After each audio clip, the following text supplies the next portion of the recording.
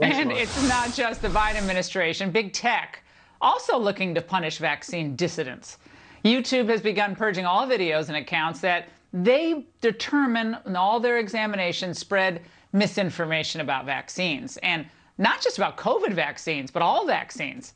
Facebook has apparently already been doing this for months. And the media gatekeepers of modern liberalism are downright giddy about this. Today, YouTube did something that might very well save a lot of lives. Anti-vaccine misinformation has always had a huge home on YouTube. It's just like for over a decade, anti-vax creators have flourished there. They can choose to either be pro-science or anti-science. And they've decided to be pro-science and anti-death. Does that apply to other issues like abortion? Joining me now is independent journalist Glenn Greenwald. Glenn, this isn't just, though, about silencing vaccine skeptics, is it?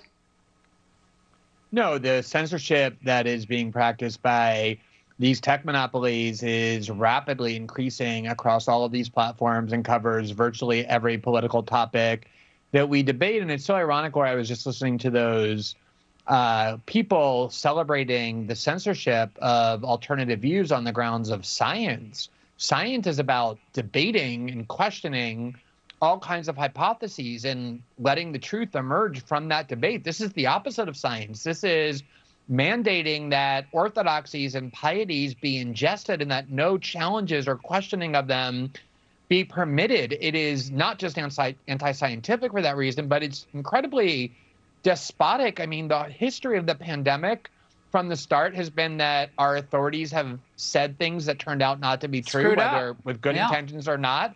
And they want to make it so that you can no longer challenge those authorities when it comes to any of our most crucial debates. Well, think of what science used to be in favor of. Eugenics, lobotomizing people that had, mental issues.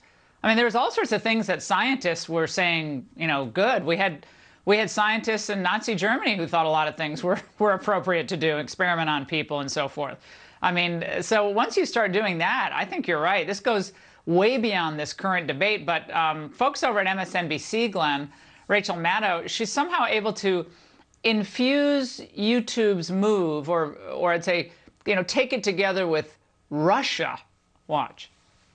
The company is facing blowback and threats about this new policy from, among other places, the Kremlin, because the Russian government has been using its propaganda networks worldwide to gleefully spread anti-vaccine disinformation all over the democratic West, because they are just that concerned for our health. Never heard her talk about China in this manner, where the virus actually started, Glenn, but on one level, I guess the fanaticism has to be respected. Yeah, I mean, there is such an irony here, Laura, which is that people like her have been fixated, obsessed, monomaniacally with the Kremlin for the last 5 years. And one of the things that the Kremlin does is they ban dissent. They use these platforms, these technology platforms, to ensure that only their views can circulate. China does that as much as anyone, and these are their allies. They're like-minded comrades in that effort. They, of course, think that they're superior morally and intellectually to what Russia and China are doing because they're doing it in your best interest, but the tactic is the same. And this is the thing that just disturbs me the most is there's always going to be censors in society. That's just a natural human impulse to try and silence other people. That's why there's a free speech guarantee in the Constitution. The founders knew that would happen. The role that journalists are supposed to play is supposed to be to defend free discourse. That's why a free press is in the First Amendment. And the most, twisted thing in our society is that it's journalists leading the way and not just celebrating this tech censorship, but demanding more and more of it. And Glenn, they're also not questioning what's happening in places like Australia, where police are literally beating people in the streets who disagree.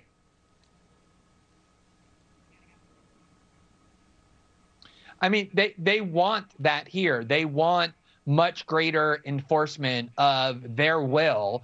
It has nothing to do with science anymore at this point, obviously.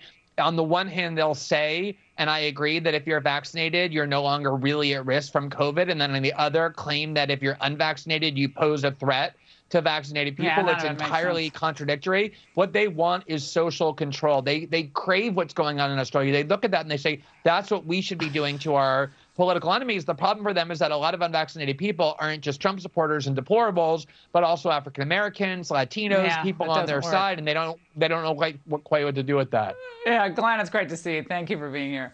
All right, and Laura, remember when.